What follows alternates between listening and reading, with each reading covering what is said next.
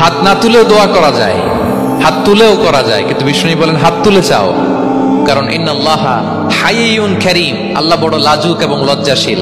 বান্দা যখন হাত তুলে ভিক্ষুকের মতো কিছু চায়, ওই হাত খালি হাতে ফিরিয়ে দিতে আল্লাহ লজ্জা লাগে, খালি হাতে ফিরিয়ে দিতে আল্লাহ লজ্জা পান।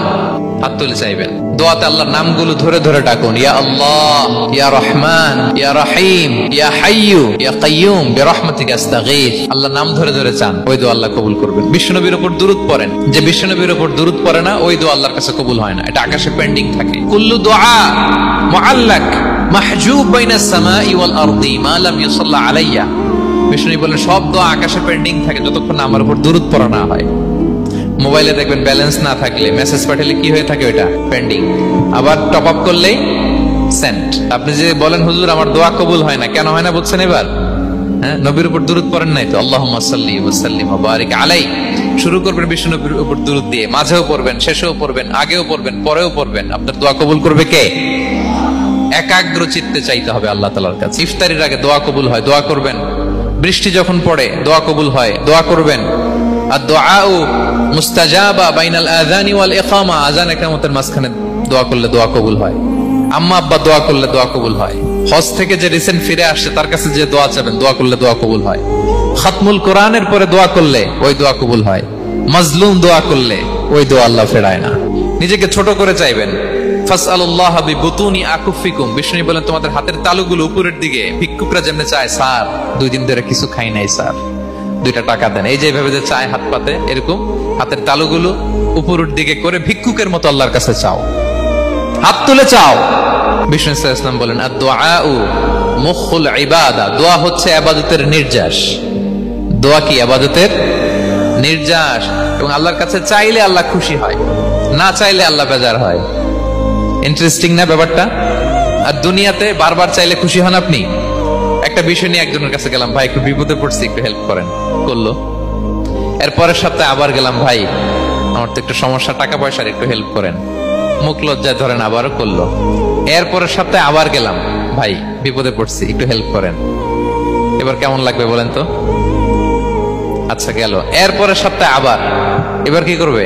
দৌড়ানি দিবে লাঠি লয়া, ঠিক কিনা বলেন?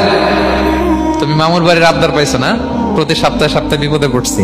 তার মানে এই দুনিয়ার হাইসিয়াত হচ্ছে বারবার কারো কাছে কোনো ইস্যু নিয়ে যাওয়া যায় না, বারবার কোনো ব্যাপার নিয়ে কারো কাছে চাওয়া যায় না। চাইলে সে রাগ করে, অখুশি হয়, কিন্তু আল্লাহর কাছে এটা বিপরীত। বিষ্ণু বলেন ইন্নাহু মান লাম ইয়াসআলিল্লাহা ইয়াগদাব আলাইহি। যে আল্লাহর কাছে বারবার বারবার চায় না, আল্লাহ তার উপর রাগান্বিত হয়ে যায়।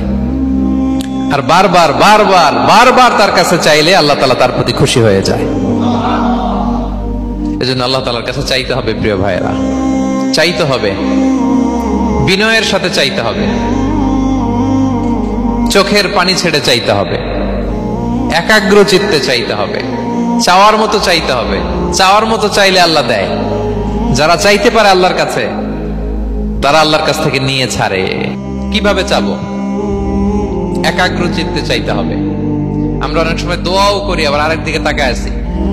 এই যে দোয়া করতেছি, দেখেন আল্লাহুম্মা আমিন, রব্বানা আতিনা ফিদ দুনিয়া হাসানাহ ওয়া ফিল আখিরাতি হাসানাহ। দোয়াও করতেছে, ইন্টেরিয়র ডিজাইনও দেখতেছে, এটা দোয়া হইছে? কথা বলেন না কেন? দোয়া হইছে? আবার দোয়াও করতেছে, দোকানের হিসাবও মিলাইতেছে, রব্বানা আতিনা ফিদ দুনিয়া। দোয়াও চলতেছে আর দোকানের হিসাব কিতাব যা আছে, এরকম দোয়াও আছে না নাই?